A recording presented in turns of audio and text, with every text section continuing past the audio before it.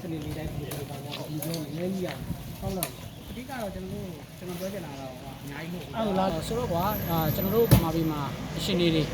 အကြောင်းအရာတွေမျိုးမျိုးပြည်စစ်တွေပေါ့နော်အဲ့လိုရှင်တွေအကြောင်းကျွန်တော်တို့မြန်မာနိုင်ငံသားတွေဒီထိုင်းနိုင်ငံနဲ့ဆောက်ဖို့အများကြီးလာရောက်ဖို့လုံရတယ်တဲ့ကြိုင်ထဲမှာပဲဒေသမှာလည်းဝန်တော့ဖို့ဖြစ်တယ်ပေါ့နော်အထူးသဖြင့်ဒီအမိုက်ပြဿနာဆိုတော့အဲ့ဒါတွေကိုကျွန်တော်တို့ကနိုင်တဲ့ဝန်ရနေတော့ဝန်ထမ်းပြီးတော့ဒီဒေသရဲ့ဒါ environment ပေါ့ကွာဒီဟာတန်ချင်းရေးကိစ္စတွေဒီမှာ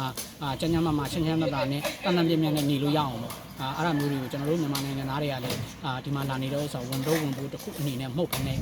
ကျွန်တော်တို့ကလည်းနိုင်တဲ့ဝန်ကိုဝင်ပြီးတော့ခံပေးပါတယ်ဆိုတဲ့အကြောင်းပြချင်တာပါတယ်ဒီပါပဲအဓိကတော့ main ချက်ကတော့ဒါပါပဲဟုတ်အဲကြောင့်ကျွန်တော်တို့ဒီမှာရှိတဲ့သူတွေလည်းရှိနေဒီနေ့ကတော့အစနေပေါ့နောက်ပိုင်းဆိုရင်ဒီတက်ပို့ပြီးများလာမယ်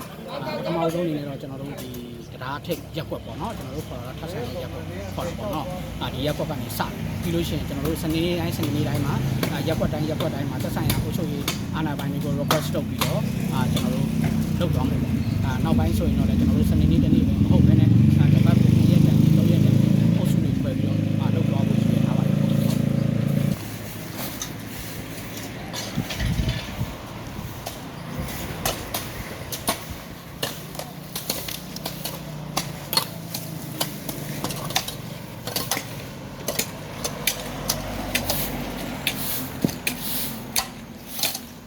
မလို့တော့ဘူးနော်